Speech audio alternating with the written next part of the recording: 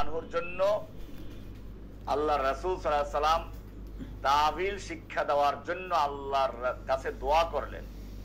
তাহলে বোঝা গেল যে তাবিল একটা হচ্ছে সহিহ, যেটা জায়েজ, সেটা হলো হামলুন নাস আলা মানান মুহতামালিন বিদালিলিন শারঈয়্যিন মু'তাবারিন, শরঈ গ্রহণযোগ্য দলিলের ভিত্তিতে সম্ভাব্য কোনো মানা অর্থ নেওয়া, এটা বৈধ, এটা জায়েজ।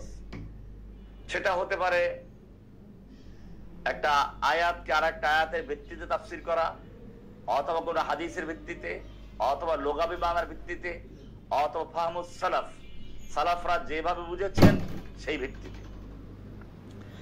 মূলত এ কারণে ফাহমুস সালাফের গুরুত্ব আছে। সালাফরা যেভাবে বুঝেছেন সেভাবে বুঝা। যদি সালাফদেরকে অনুসরণ না করা হয়, তাহলে আপনি যেটা বুঝবেন মন গড়া, এটাই আপনি বলে দিলেন, দেখা যাবে যে একটা উম্মাহ গুমরাহের দিকে চলে যাবে। এই কারণে যেটা সহিহ তাবিল, এটা জায়েজ আছে। এটাই হলো সালাফদের মানহাজ। তারা শরঈ তাবিলকে গ্রহণ করেছেন। সালাফরা বিভিন্ন তাবিল করেছেন, সব তাবিলকে বর্জন করেন নাই। অবশ্য কিছু তাবিল আছে এরকম যে তাবিলগুলো তাবিল নয়, তাহরিফ। সেটা হচ্ছে এমন ভাবে তাগয়িরুল লফজ আও মানাহু বিলা দালিলিন শারঈয়্যিন, কোন শব্দের বা কোন শব্দের অর্থের মানাকে বিগড়িয়ে দেওয়া, বিকৃত করা, কোন শরঈ দলিল ছাড়াই, অথবা কোন শব্দের মানা বাতিনি মানা নেওয়া, যা লফজের জাহের বাতিন কোনটাই অন্তর্ভুক্ত নয়। এগুলো সাধারণত বেদাতীরা করে থাকে, কাদিয়ানি, বাতিনি ফিরকা, জাহমিয়া ফিরকা, এরা করে থাকে। আপনি দেখবেন আমাদের সমাজে এখন যে সকল কিতাবের ব্যাপারে সমস্ত উলামায়ে কেরাম একমত, কিতাবুল ফেরদাউস একটা কিতাব, আপনি ইমাম ইবনে হাজার আসকালানি, ইমাম যাহাবী, এরকম যত মুহাদ্দিসিনে কিরাম সহিহ এবং অন্যান্য গায়রে সহিহ হাদিসের পার্থক্যের ইমাম যারা, সব ইমাম একমত যে কিতাবুল ফেরদাউস নামে যে কিতাব, এটা ভিত্তিহীন, এটা জাল জয়ীফের ছড়াছড়ি, মিথ্যা হাদিসের ছড়াছড়ি। আবার কিছু ভালো হাদিস আছে, বেশিরভাগই জাল জয়ীফ সনদবিহীন উল্লেখ করা হাদিস। এটা বর্জন করেছে সবাই। আপনি দেখবেন এখন শয়তান, তালবিসে ইবলিস, আমাদের দাওয়াত প্রাপ্ত যারা একসময় তাওহীদ বুঝেছিল, যাদের বক্তব্য ছিল কোরআন এবং সহিহ হাদিস ছাড়া মানি না, এখন তারা, শয়তান তাদেরকে শিখিয়ে দিল, তারা কিতাবুল ফেরদাউসের দলিল পেশ করে। এখন ইমাম মাহমুদ বের হয়ে গেছে। আমি ওই সকল ভাইদেরকে বলতে চাই, হাদিস পড়তে জানে না, এরা আবার আমার ভুল ধরা শুরু করেছে। তো সমস্যা নেই, আমি মানুষ, আমার ভুল হতেই পারে, কিন্তু তোমাদেরকে বলি, তোমরা যে কিতাবুল ফেরদাউসের অনুসরণ করছো, এই কিতাবুল ফেরদাউস কোন মুসলমানদের লেখা নয়, এটা হচ্ছে শিয়াদের লেখা, রাফিজিদের লেখা। এগুলো হচ্ছে ইসলামকে চরমভাবে ক্ষতি করার জন্য বাতিনি ফিরকার লেখা। এই বাতিনি ফিরকারি দাবি হচ্ছে ইলহাম হয়, ওহী হয়, তাদের উপরে শয়তান নাজিল হয়, এই শয়তানরা ওহী করে। তোমরা শয়তানের খপ্পরে পড়েছো, ফিরে আসো। এটা তাবিল নয়, এগুলো হচ্ছে তাহরিফ। কোরআনের আয়াত, গোলাম মোহাম্মদ কাদিয়ানীও বলতো, কোরআনের বিভিন্ন আয়াতকে তাহরিফ করে আল্লাহর নবীকে বলছে ইয়া আইয়ুহান নবিয়্যু, ওইখানে সে নিজের নাম লাগিয়ে দিত, হে গোলাম আহমদ তোমাকে বলছি। তো তোমরাও তো একই কাজ করা শুরু করেছো। সত্য মিথ্যা তালগোল পাকিয়ে দেওয়া হচ্ছে। গাজওয়াতুল হিন্দের হাদিস আছে, এটা আমি অনেক আগেই লেকচার দিয়েছি তোমাদের 14 গোষ্ঠী জন্ম হওয়ার আগেও। ইসাবাতানি আহরাজাহুমাল্লাহু মিনান নার, আমার উম্মতের দুটো দল যাদেরকে আল্লাহ তাআলা জাহান্নামের আগুন থেকে হেফাজত করেছেন, মুক্ত রাখবেন। একটা হচ্ছে ইসাবাতুন তাগজুল হিন্দা, একটা হচ্ছে ইসাবা যারা হিন্দুস্তানে যুদ্ধ করবে, ওয়া ইসাবাতুন তাকুনু মা ঈসা ইবনে মারইয়াম, আর একটা হচ্ছে তারা যারা ঈসা ইবনে মারইয়ামের সঙ্গী হয়ে দাজ্জালের বিরুদ্ধে লড়াই করবে। এটা সহিহ হাদিস, কিন্তু এখানে বলা নাই যে এখানে ইমাম মাহমুদ থাকবে, সে হিন্দুস্তানে যুদ্ধ করবে। এই নামগুলো যুক্ত করেছে শিয়ারা, এই নামগুলো যুক্ত করেছে বিভিন্ন বাতিনি ফিরকারা।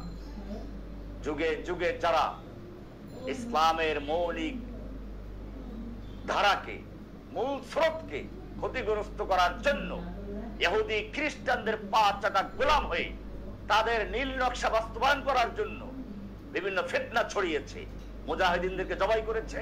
সালাহউদ্দিন আইয়ুবী রাহমাতুল্লাহ ইতিহাস পড়ুন, সে সময় হাসান ইবনে সাব্বাহ একটা ভণ্ড, একটা প্রতারক, সে কি কাণ্ড করেছিল আপনারা জানেন। হাসান সাব্বাহ একদিন একটা পানি জাহাজে যাচ্ছে, আমাদের যেমন বরিশালে জাহাজে যাই এরকম জাহাজে করে যাচ্ছে, হঠাৎ করে তুফান শুরু হয়ে গেল, জাহাজটা একেবারে ওলট পালট হতে লাগলো, যে কোনো মধ্যে ডুবে যেতে পারে। লোকেরা কান্নাকাটি শুরু করে দিল। হাসান সাব্বাহ বলল, এই তোমরা দাঁড়াও, কোনো চিন্তা করো না, আমার সঙ্গে আল্লাহর সঙ্গে এই মাত্র কথা হয়েছে, এই জাহাজ ডুববে না, এই জাহাজ ডুববে না, তোমরা নিরাপদে থাকবে। তো ঘটনাক্রমে জাহাজ আসলে ডুবে নাই। এখন ওনার সঙ্গে যে ওনার বিশেষ যারা সহচর যারা, তারা তো জানে এই ভণ্ডামি, তো বললে তুমি যে বললা তোমরা সাবধান, আল্লাহর সঙ্গে আমার সরাসরি কথা হয়েছে, এই জাহাজ ডুববে না, এটা কি করে বললো তুমি? যদি ডুবে যেত? তো হাসান সাব্বাহ বললো কি জানেন, আরে বেটা ডুবে গেলে তো সবাই মরে যাবে, তাহলে আমাকে কেউ ধরতে পারবে? আর যদি ডুবে না যায় তাহলে আমার কেরামত বের হয়ে গেল, ডুবে গেলে তো সবাই মরে গেল, আমাকে কেউ জিজ্ঞেস করতে পারবে না তুমি ভুল ভুল মিথ্যা বলেছিলা, তোমার ভবিষ্যৎ ঠিক হয় নাই, সবাই মরে গেছে। আর যদি আমার কথা ঠিক হয়ে যায়, বেঁচে যায়, তাহলে আমার কেরামত বেড়ে গেল। তো যুগে যুগে হাসান সাব্বাহরা ছিল, এখনো আছে। শয়তান, হাদিসে আছে এটা, ইস্তিরাকুস সামা, আসমানে একের পর এক গিয়ে ফেরেশতাদের পরামর্শ কান লাগাই শুনে, এরপরে ফেরেশতারা পাথর ছুঁড়ে মারে, আগুন ছুঁড়ে মারে। ওই যে আসসামাই ওয়াত তারিক ওমা আদরাকা মাত তারিক আন নাজমুস সাকিব, ওই সূরাটার শানে নজুলটা পড়বেন। শয়তানরা একের পর এক দাঁড়াইয়া তারপরে ফেরেশতাদের পরামর্শ শুনতে চাই। ওখান থেকে একটা শুনে এসে তারপরে এই যে মাহমুদ মার্কা লোক যারা ওহী নাযরের কাদিয়ানী, এই আসাদ আনাসি, মুসাইলামা কাজ্জাব, যত ভণ্ড আছে, এই সবগুলোর কাছে শয়তানরা এসে ওহী করে। কোরআনে আছে ওয়া ইন্না শায়াতিনা লা ইউহুনা ইলা আউলিয়াইহিম, শয়তানরা তাদের ওলিদের কাছে ওহী করে। তো ওই যে ওহীগুলো করে, সেখানে ওই যে দুই একটা ফেরেশতাদের থেকে শুনে আসে, ওটা সঠিক হয়, ওইটার সাথে আরো 10টা মিলিয়ে ভবিষ্যৎবাণী করে, 10টা বললে 5টা এমনি ঠিক হয়ে যাবে। আর তাদের মুরিদরা প্রচার করে, এই যে আমাদের পীর সাহেব ভবিষ্যৎবাণী করেছিলেন, এটা হবে ওটা হবে, এটা হয়ে গেছে, আর যেটা মিথ্যা হয়েছে ওটা আর প্রচার করে না। আপনারা দেখবেন অনেক বিষয় এরকম পাবেন আপনারা। তো যাই হোক, ভবিষ্যতের ইলম একমাত্র আল্লাহ সুবহানাহু ওয়া তাআলা জানেন। ইলম তাকওয়িনি আল্লাহ তাআলা এটা বান্দার থেকে গোপন রেখেছেন। এই কারণেই মুসা আলাইহিস সালামকে আল্লাহ তাআলা বললেন যাও, ওই যে মাজমা আল বাহরাইনে গেলেন, সেখানে বলা আছে ফাওয়াজাদা আবদাম মিন ইবাদিনা, আমার বান্দাদের থেকে একজন বান্দাকে পেল, আবদাম মিন ইবাদিনা, এখানে আব্দে সালেহের নাম উল্লেখ করে খেজের বলি আমরা, ঠিক আছে। বিভিন্ন তাফসিরে কিতাব আছে খাজার, খেজের, খদের। আমাদের ভারতবর্ষী লোকেরা বলে খোয়াজ খেজের, আসলে খাজা খেজের, আর কেউ দুটো লিখছে খোয়াজ হয়ে গেছে। তো যাই হোক, এখানে দেখেন মুসা আলাইহিস সালাম একজন নবী, তারপরেও তাকে পাঠানো হলো কার কাছে? আবদাম মিন ইবাদিনা সালিহানের কাছে। মুসা আলাইহিস সালাম সেখানে গিয়ে কি বলছেন? হাল আত্তাবিউকা আলা আন তুআল্লিমানি মিম্মা উল্লিমতা রুশদা, আপনাকে আল্লাহ যে ইলম দান করেছেন তার থেকে আমি কিছু শিক্ষার জন্য আপনার সঙ্গে হতে পারি কি? ওই লোকটা বলল, ইন্নাকা লান তাসতাতিয়া মাইয়া সাবরা, তুমি আমার সঙ্গে সফর করে ধৈর্য ধারণ করতে পারবে না, সবর করতে পারবে না। ওয়া কাইফা তাসবিরু আলা মা লাম তুহিত বিহি খুবরা, আর তুমি কি করে ধৈর্য ধরবে যে ব্যাপারে তোমার কোনো ইলমই নাই, খবরই নাই। মুসা আলাইহিস সালাম বললেন, না, আমাকে তুমি ধৈর্যশীল পাবে। বলে তাহলে শর্ত আছে, ভর্তি শর্ত। ওই যে স্কুলে গেলে ভর্তি শর্ত আছে, মাদ্রাসায় ভর্তি শর্ত আছে। এবারে মুসা আলাইহিস সালামকে সেই খাজর আলাইহিস সালাম শর্ত দিলেন, যদি তুমি আমার সঙ্গে থাকতে চাও, ফালা তাসআলনি আন শাইইন হাত্তা উহদিসা লাকা মিনহু যিকরা, আমি যতক্ষণ পর্যন্ত তোমার কাছে ব্যাখ্যা না দিব ততক্ষণ পর্যন্ত আমার কাছে কোনো প্রশ্ন করতে পারবা না। চলতে লাগলেন। কিছু দূর যাওয়ার পরে নদী পড়লো, লুটো বাচ্চা এতিম, নৌকা তাদেরকে পার করালেন, পয়সাও নেয় নাই। খেজের করালেন কি উঠার সময় নৌকাটা খোঁচা মেরে ভেঙে দিলেন তলে থেকে। মুসা খেপে গেলেন, এই কামটা করলেন। এই দুটা বাচ্চা এতিম, এই নৌকাটাই তাদের একমাত্র উপার্জনের উপকরণ, আমাদের পার করলো বিনা পয়সায়, ভেঙে দিলেন, কামটা করলেন। মুসা, তোমাকে তো আগেই বলেছিলাম, আলাম আকুল ইন্নাকা লান তাসতাতিয়া মাইয়া সাবরা, তুমি আমার সঙ্গে চলতে পারবে না, সবর করতে পারবে না। উনি বললেন, লা তুআখিযনি বিমা নাসিতু, ভুল করেছি, আমি পাকড়াও করেন না আমাকে, এইবার ক্ষমা করেন।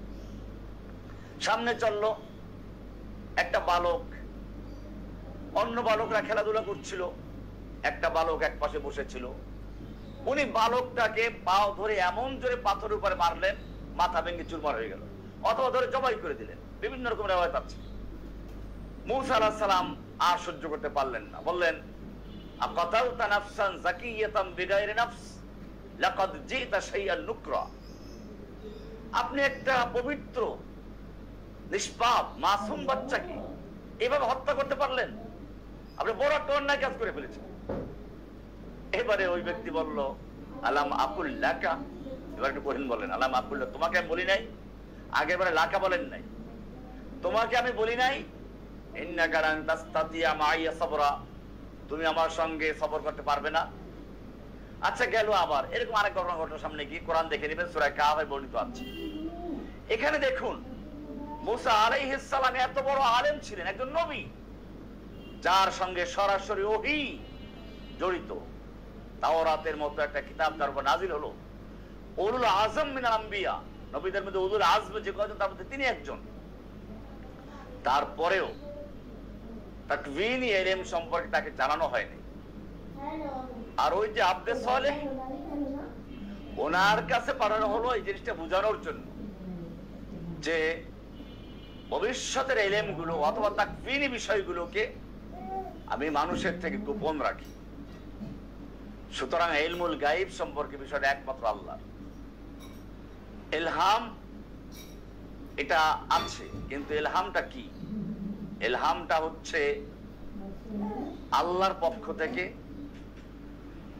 অনেক সময় মানুষকে বিভিন্ন নির্দেশনা দেওয়া হয়, কিন্তু সেটা যদি কোরআন সুন্নাহর সাথে মিলে যায় তাহলে আল্লাহর পক্ষ থেকে, আর যদি কোরআন সুন্নাহর সঙ্গে মিলে না যায় শয়তানের পক্ষ থেকে। যদি মনের ভিতরের খেয়ালটা কোরআন সুন্নাহ মোতাবেক ভালো জিনিস হয় তাহলে ইলহাম, আর যদি কোরআন সুন্নাহ বহির্ভূত, যেটা কোরআন সুন্নাহর আকীদার সাথে সাংঘর্ষিক এমন বিষয় হয় তাহলে মিনাশ শাইতান, এটা ওয়াসওয়াসা, শয়তানের থেকে। এই কারণে যুগে যুগে একদল আলেম থাকবে। আল্লাহ রাসূল সাল্লাল্লাহু আলাইহি ওয়াসাল্লাম বলেছেন, ইয়াহমিলু হাযাল ইলমা মিন কুল্লি খালাফিন উদুলুহু ইয়ানফুনা আনহু তাহরিফাল গালিন ওয়া ইনতিহালাল মুবতিলিন ওয়া তা'যীলাল জাহিলিন। ইয়াহমিলু হাযাল ইলমা, এই ইলমকে, ইলমে দ্বীনকে বহন করে চলবে। মিন কুল্লি খালাফিন উদুলুহু, প্রতিটি উত্তম প্রজন্মের ন্যায়নিষ্ঠবান লোকেরা, ন্যায় পরায়ণ ইনসাফগার লোকেরা, প্রতি প্রজন্মের থেকে, প্রতি প্রজন্মের যারা ন্যায়নিষ্ঠবান ইনসাফ পরায়ণ লোক যারা, তারাই এই ইলমকে বহন করে চলবে। তারা তিনটে কাজ করবে। ইয়ানফুনা আনহু তাহরিফাল গালিন, যারা গুলু করে, যারা বাড়াবাড়ি করে, এবং সেই বাড়াবাড়ি করতে গিয়ে আল্লাহর কালামকে, রাসূলের হাদিসকে যারা তাহরিফ করে, বিকৃতি করে, তাদের সেই তাহরিফকে যারা প্রতিহত করবে।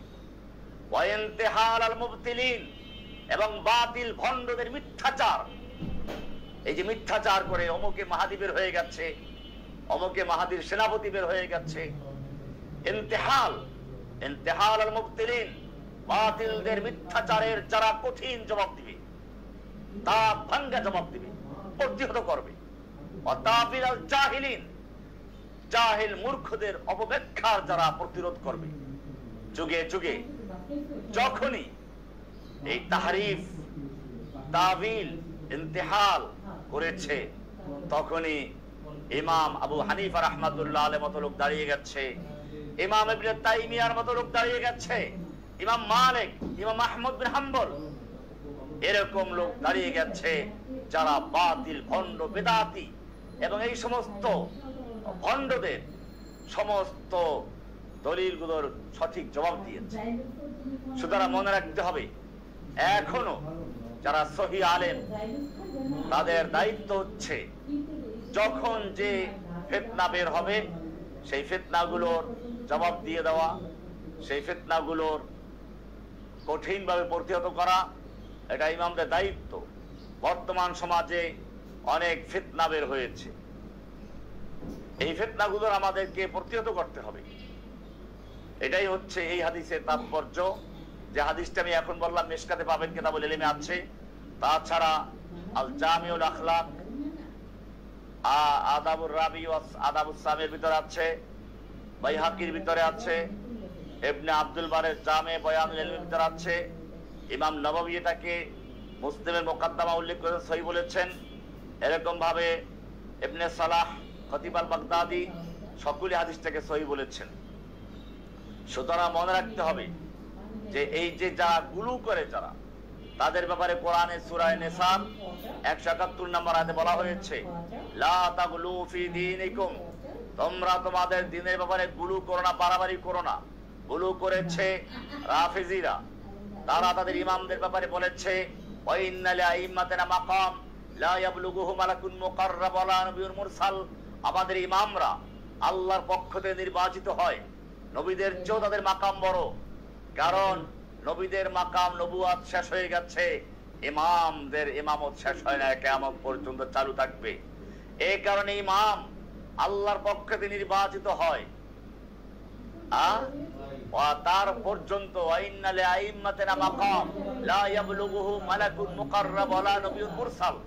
আমাদের ইমামদের এক একজনের এত পাওয়ার, তারা মাসুম থাকে, তাদের পর্যন্ত কোনো মালাকে মুকাররাব, আল্লাহর নৈকট্যশীল ফেরেশতা পৌঁছতে পারে না, নবী রাসূল পর্যন্ত পৌঁছতে পারে না। ইমাম খমিনি এটা তার কিতাবে লিখেছেন, শিয়াদের যে ইমাম খমিনি। এরকম ভাবে খাওয়ারেজরা গুনাহে কাবিরার ক্ষেত্রে তাকফির করে, এটা তারা বাড়াবাড়ি করে। এমনি ভাবে আমরা দেখি কাদিয়ানীরা, আল্লাহ তাআলা কোরআনে বলেছেন, ইয়াতি মিন বাদ ইসমু আহমদ, আমার পরে আহমদ আসবে। গোলাম আহমদ বলল যে আমি তো সেই আহমদ। এরকম ভাবে কোরআন বলছে, মা কানা মুহাম্মাদুন আবা আহাদিম মির রিজালিকুম ওয়ালাকিন রাসূলুল্লাহি ওয়া খাতামান নাবিয়্যিন। খাতামের তরজমা করছে কি ওরা? খাতাম মানে হচ্ছে জিনাতুন নবিয়্যিন, মানে সৌন্দর্য। আংটি পরলে সুন্দর হয়, নবীদের সৌন্দর্য। অথচ খাতাম মানে মা ইউখতামু বিহি, সিলগালা করে দেওয়া, অর্থাৎ নবুয়তের সিলসিলা যার মাধ্যমে সিলগালা করে দেওয়া হয়েছে, এরপর আর নবী আসবেন না, সেটাকে অবব্যাখ্যা করেছে। ইন্তিহার আল মুবতিল, বাতিলদের মিথ্যাচার। এরকম ভাবে তাবিল আল জাহিলিন, জাহেলদের তাবিল, যেটা আমরা অনেক সময় দেখি, এই যে গণতন্ত্রকে ইসলামাইজেশন করার জন্য তাবিল করা হয়।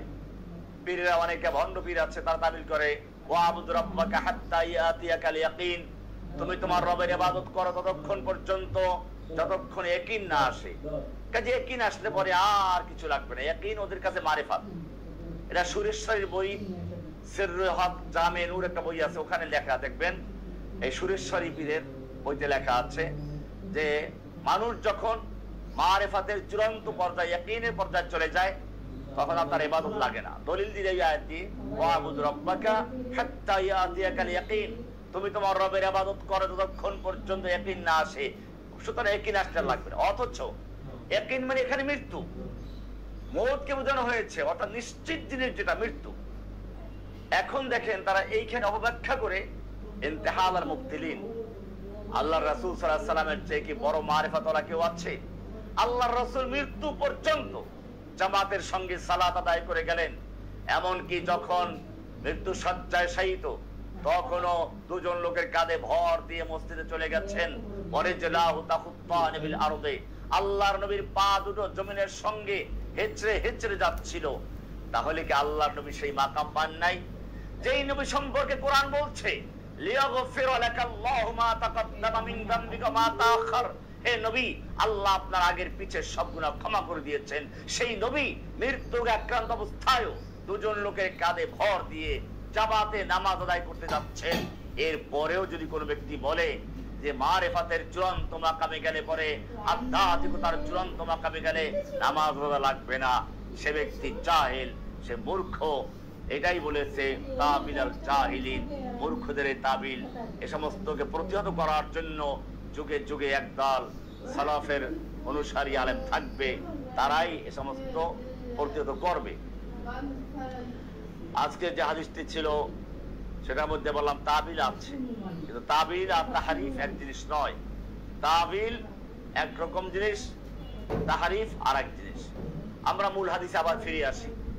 সেখানে হচ্ছে বলা হয়েছিল লা ইউমিনু আহাদুকুম হাত্তা ইউহিব্বা লিআখিহি মা ইউহিব্বু লিনাফসিহি, তোমাদের মধ্যে কোনো ব্যক্তি পূর্ণ মুমিন হতে পারে না যতক্ষণ পর্যন্ত সে তার অপর ভাইয়ের জন্য নিজে যা পছন্দ করে তা পছন্দ না করবে।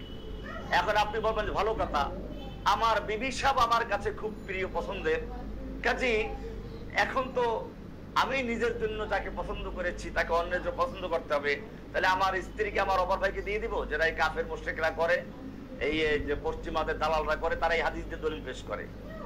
না, এখানে এটা বলা হয় নাই। এটা বরং এটা কোরআনের সাথে আল্লাহ রাসূল হাদিসের সাথে ফাজলামি করা।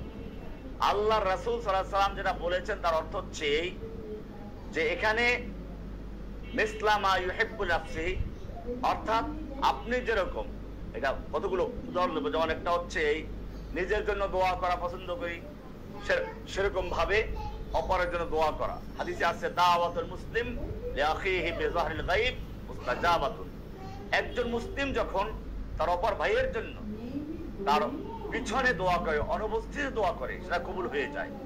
আপনারা আমার জন্য অনেকে দোয়া করেছেন যখন আমি জেলে ছিলাম, বিযাহরিল গায়ব, দূর থেকে পিছনে, যা আমি শুনি নাই দেখি নাই, আল্লাহ আপনাদের দোয়া কবুল করেছেন। আরো দোয়া করবেন যেন আল্লাহ তাআলা আমাকে হকের উপরে রাখেন এবং সকল বাতিলের বিরুদ্ধে কঠোর জবাব দেওয়া, কোরআন সুন্নাহর দলিল দিয়ে যেন জবাব দেওয়ার মতো ইলম আল্লাহ দান করেন, এই দোয়াটা করছি। এরকম ভাবে 2 নম্বর হচ্ছে আত-তাআউনু আলাল বিররি ওয়াত তাকওয়া, ন্যায় এবং তাকওয়ার কাজে অপরকে সাহায্য করা। সূরা মায়েদা 2 নম্বর আয়াতে বলা আছে ওয়া তাআওয়ানু আলাল বিররি ওয়াত তাকওয়া ওয়া লা তাআওয়ানু আলাল ইসমি ওয়াল উদওয়ান।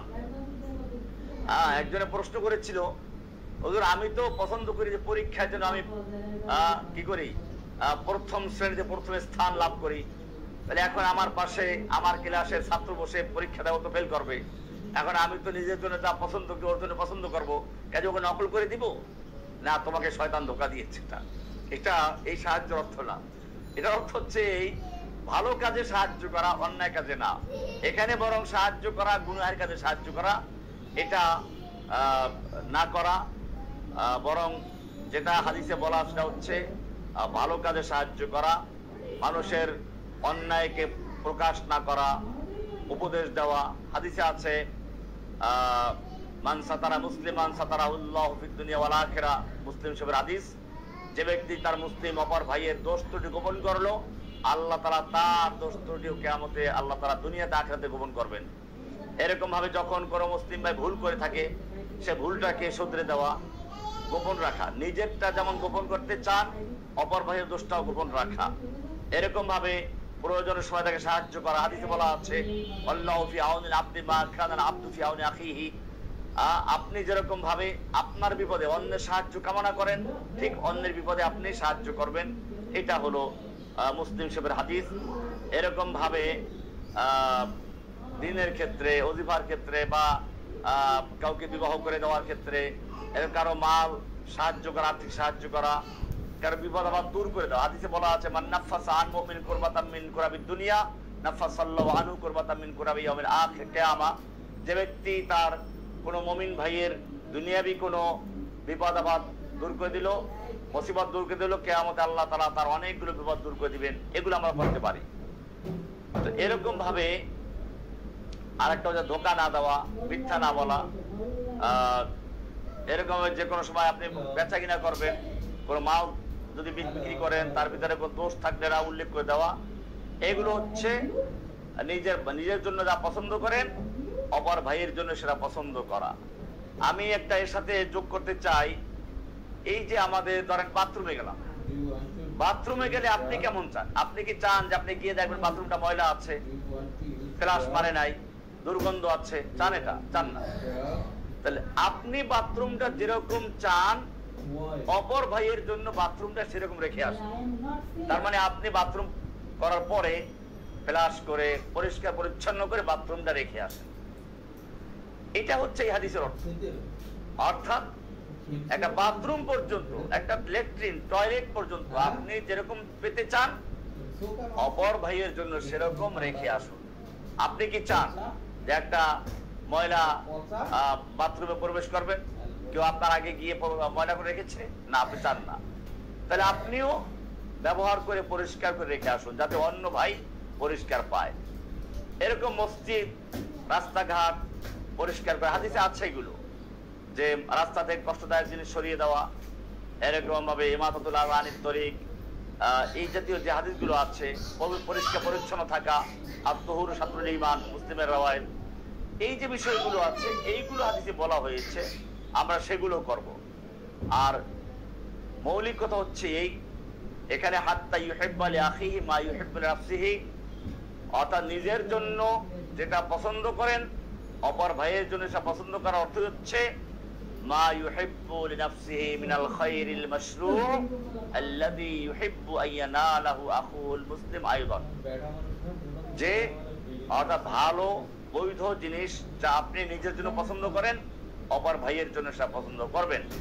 ওয়ালাইসাল উমুরুল খাসসা, তবে ওই সকল জিনিস না যা কোনো ব্যক্তির একেবারে খাস জিনিস, যেগুলোর মধ্যে কাউকে অংশীদার করা জায়েজ নেই, যেমন স্ত্রী, অথবা নিজের কোনো ব্যবহারের খাস মাল, অথবা নিজের কোনো ওজিফা, বিশেষ কোনো বিষয় যেটা আপনার জন্য একান্তই খাস, এইটা অন্যের জন্য পছন্দ করতে বলা হয় নাই।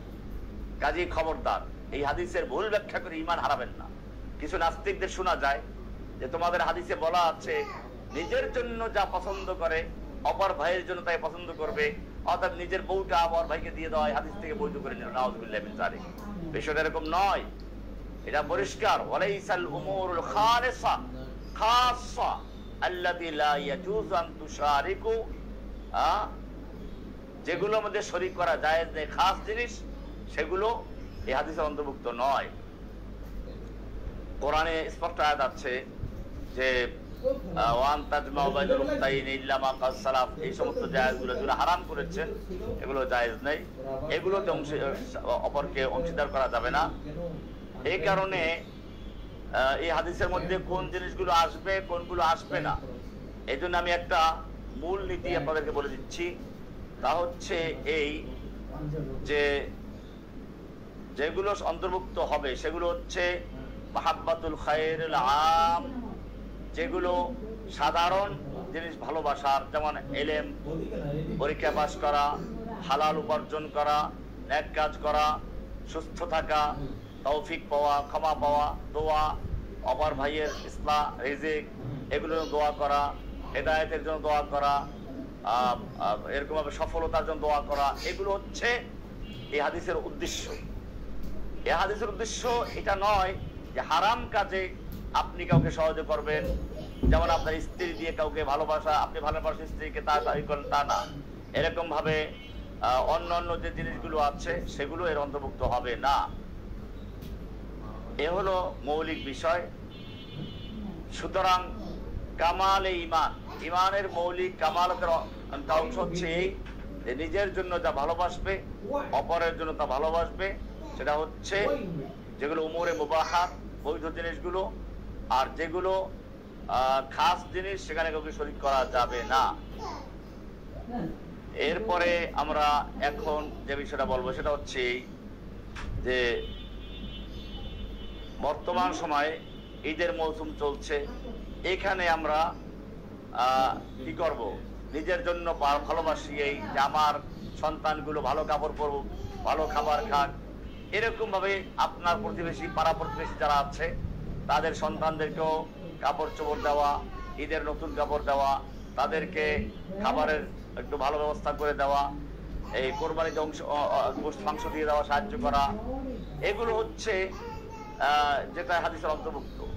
এরকম খাদ্যের মধ্যে অংশগ্রহণ করা, ভালো জিনিস দান করা, দোয়া করা, যে জিনিসগুলো আমরা বললাম আজকের, এটাই হলো এই হাদিসের মূল উদ্দেশ্য, যে লা ইউমিনু আহাদুকুম হাত্তা ইউহিব্বা লিআখিহি মা ইউহিব্বু লিনাফসিহি, তোমাদের মধ্যে কোন ব্যক্তি পূর্ণ মুমিন হতে পারে না যতক্ষণ পর্যন্ত সে তার অপার ভাইয়ের জন্য ওই জিনিস পছন্দ না করবে যা সে নিজের জন্য পছন্দ করে।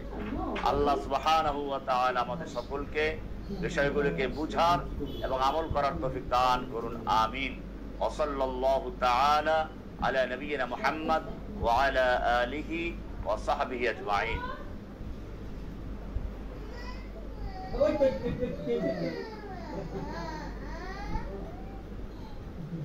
নানা দুষ্টু করেছে, নানা নানা দড়ি পান, নানা দড়ি পান, নানা দড়ি পান,